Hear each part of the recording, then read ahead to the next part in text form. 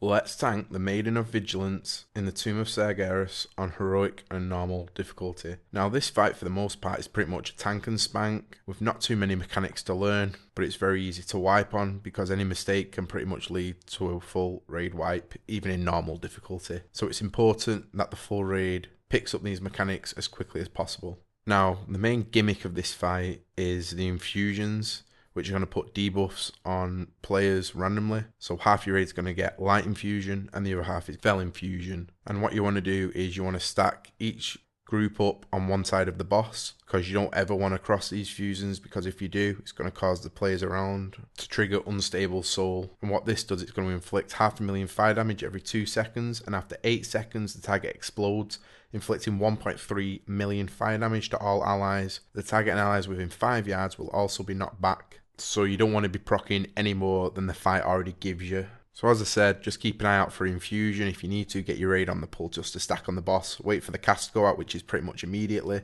and then split sides. So what we did is we marked a triangle on one side for the green side and a star on the other side for the yellow side. And these sides were always the same. So green triangle will always be on one side of the room and would never be moved, and the yellow star would always be on the other. And everyone got used to this and picked it up as the pulls progressed. And then your players also just need to be aware of whenever the boss casts infusion again that the colours could change or they could stay the same.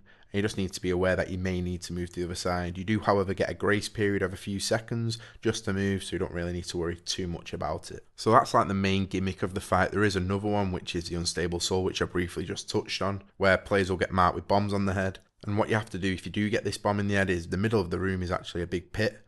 And what you need to do is the bomb will tick down from 8 seconds to 0, and at 0 you pop. And if you don't jump into the pit, then you're going to cause a lot of raid-wide damage, and you're also going to knock players around you back. So if you do get this debuff, all you want to do is make your way to the ledge at roughly 2 to 1 seconds of the timer ticking down. You just want to fall into the pit, and the explosion will actually pop you back up onto the platform. Now, problems with this is if you stack up, say the 3 people with the bombs jump down at the exact same time, then you could possibly push the other person down the pit or knock them to the other side of the room. So all you want to do is you want to kind of try and spread out a little bit around the edge of your section. So say you're on the yellow side, spread out a little bit and jump in all together, and make sure you're not right next to each other, because you could end up putting the other guy to the side, which happened to me on one pull, and it pretty much just causes a wipe. Now, apart from that, the only other phase 1 mechanic is the hammers ability, which pretty much affects your tank and the whole other side of the platform. So the 2 hammers are called Hammer of Creation, which is a light side hammer, and Hammer of Obliteration, which is the fell side hammer. And what you need to make sure you're doing is, if you get Hammer of Creation, you need to make sure that the light side tank that has the boss taunted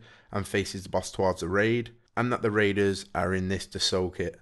And the same goes with Hammer of Obliteration. The fell side tank would want to taunt the boss and make sure the fell side players are in it to soak the damage, and then they need to re-spread out after the ability's gone off, especially on heroic, because on heroic an extra ability is added where once the hammer hits the ground it's going to leave a puddle. So if it's the light side hammer it'll leave a yellow puddle, and if it's green side hammer it'll leave a green puddle under the location of where the smash was.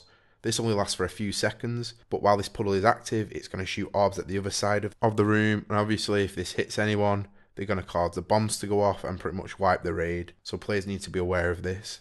This again only affects heroic onwards. So that's pretty much it for phase 1. Now phase 2 begins when the boss teleports to the other side of the room. She's going to stun everyone in the raid for a few seconds, and then she proceeds to start ejecting orbs. Now what you want to do is make sure everyone's pretty much on the lines, because the orbs won't hit you if you stay on the lines that are marked around the room. You move right up to the boss on each side, and then you want designated players to proc the right coloured orbs that are spawning. They spawn in 3s, and I believe they come out to about 12 waves, maybe a few more, maybe a few less. But it stacks to a maximum buff of 10 times, and they have splash, so if you touch an orb it'll splash a few yards around you and hit everyone in that area.